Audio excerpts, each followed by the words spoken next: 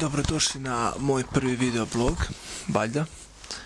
Napravio sam ih već par pa sam ih brisao jer mi se nisu svidjeli. Malo je teško sebe namjestiti samog dok se snima i sve to, a i onako treba se prije ispraksati nego se izbaciti to vana. U prvom sam videoblogu zapravo objasnio o čemu bi ja mogao pričati, kako bi mogao pričati i zašto bi mogao pričati.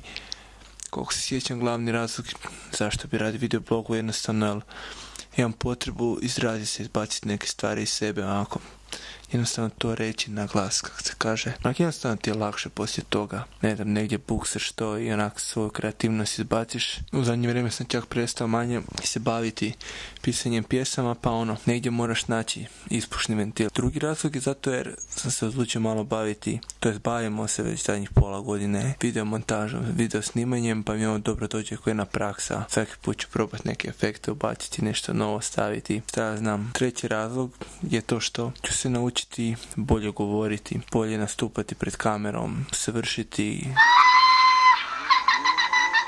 usavršiti verbalne vještine. Eto, a četvrti razlog je valjda da sam jednostavno narcisoidan.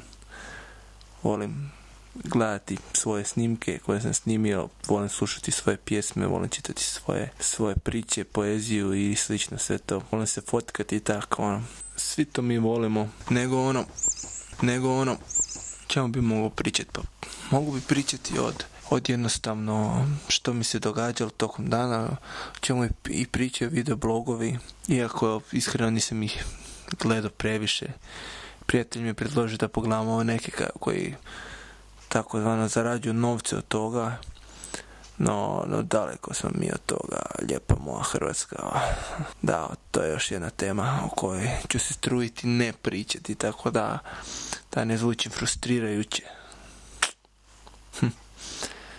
Pa mogu bi pričati o nekim svojim filozofijama, o idejama koje imam u životu najviše, o tome što volim, što ne volim, kako sam proveo dan, ko mi je glup, ko mi je pametan. I tako sve što mi padne na pamet, pa možda ti učinim, dragi moj gledatelju, 15 minuta i manje, 10 minuta, dobro, 5 minuta. 15 minuta i manje, 10 minuta, dobro, 5 minuta. 15 minuta i manje, 10 minuta, dobro, 5 minuta. Tvog života zanimljivim.